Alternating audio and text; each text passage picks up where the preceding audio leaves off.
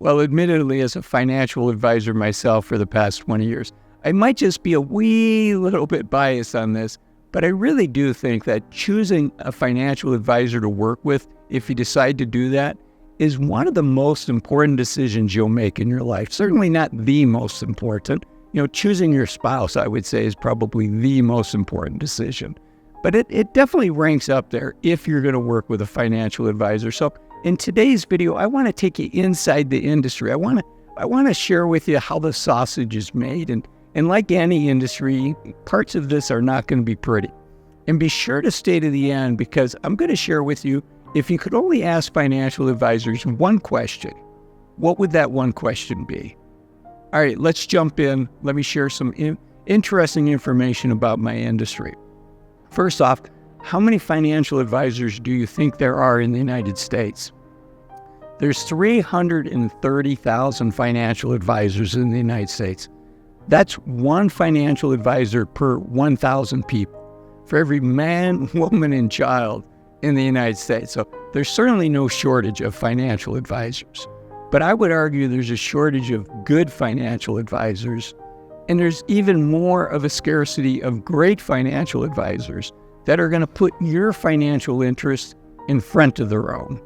Most people think like a doctor or an attorney. Couple things. One is that we're highly educated and there's a lot of credentials and there's a lot of testing that takes place before you get to hang up your shingle and say, I'm a financial advisor. And second, most people think that like an attorney or a physician, that your financial advisor is putting your interest in front of their own. It's called being a fiduciary. I mentioned there's 330,000 financial advisors. How many of those people put their clients' interests in front of their own? How many of those financial advisors are fiduciaries 100% of the time? It's about 5,000. That's not much, right? What's my math in that? About 1 in 70 financial advisors are members of the National Association of Personal Financial Advisors, which is the association for fee-only advisors. Now, admittedly, there's probably other financial advisors that hold themselves to the same standard, being a fiduciary, but not as many as you might think. Of those 330,000 financial advisors, 100,000 of them are certified financial planners, which is an educational standard. It's a tough test. It's a set of curriculum. But you know what? To be a financial advisor, you do not need to pass the CFP test. It's optional, but no state that I know of requires that. So there's 100,000 CFPs.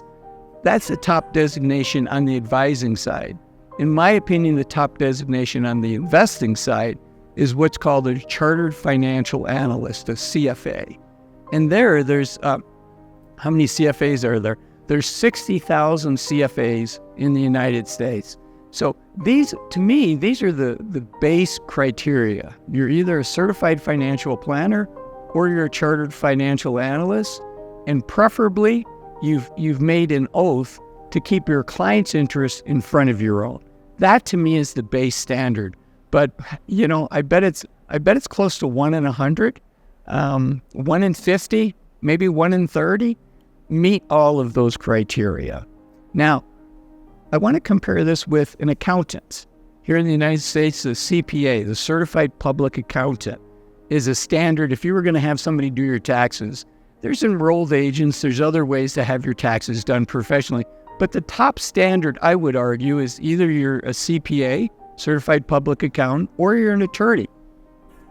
And there are 700,000 CPAs in the United States, so a little over double the amount of financial advisors in there. And there, you have to have a 4-year degree. In many states, you have to have a master's degree to become a CPA. There's continuing education required. There's rigorous testing that's required to do that. And then another designation, attorneys. Attorneys can make great financial advisors if that's what their focus has been. To become an attorney in the United States, you've got to pass the bar. You actually don't need to go to law school, I understand.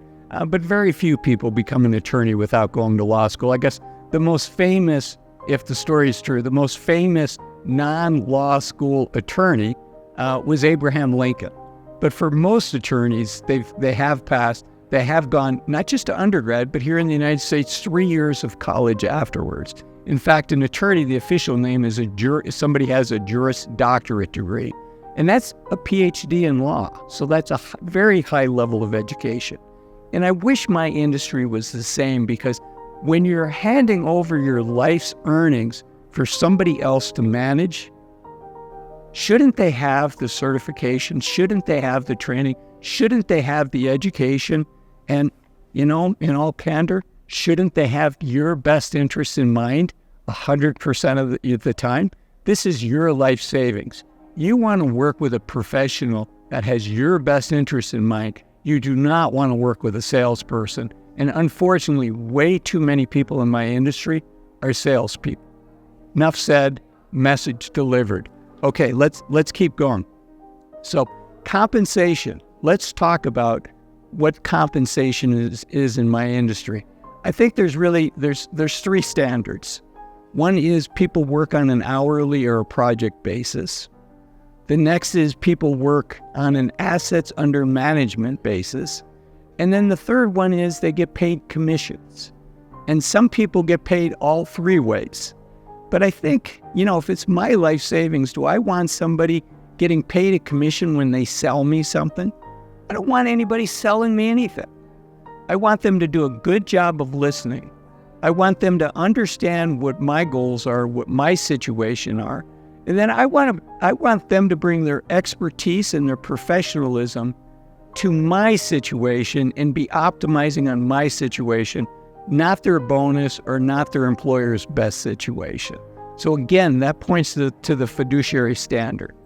Now, project basis and hourly basis, I can share with you that not many financial advisors stay on that model for a long period of time. And the reason is it has too many swings in it, too many ups and downs.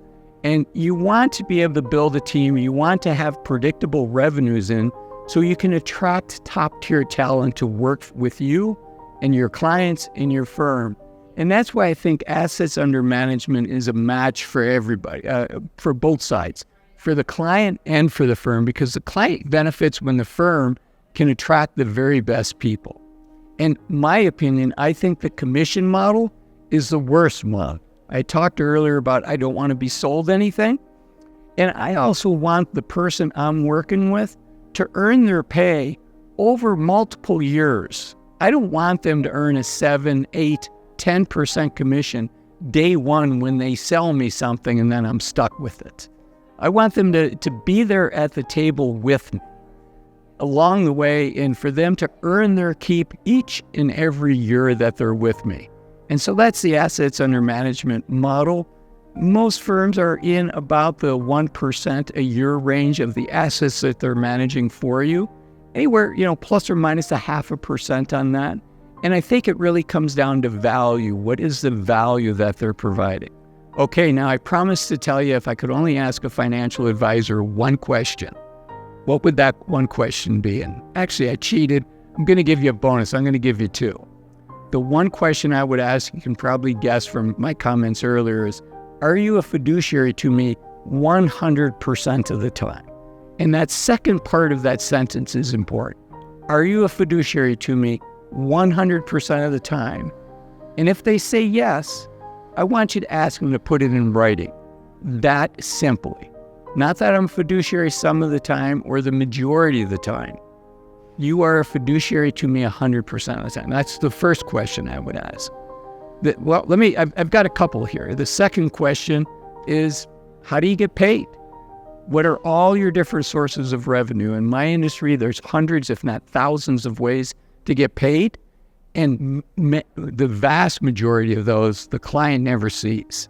A fee-only financial advisor accepts one form of payment. And that form of payment is they bill their client either assets under management, a project basis, or an hourly basis. So their only source of revenue is directly from their clients. Okay, next question, number 3. Why are you qualified to manage my life savings? I've worked 30, 40, 50 years to build up this nest egg. I'm about to hand it over to you. What are your qualifications? And then the fourth one is, tell me about your strategy. How do you work with your clients?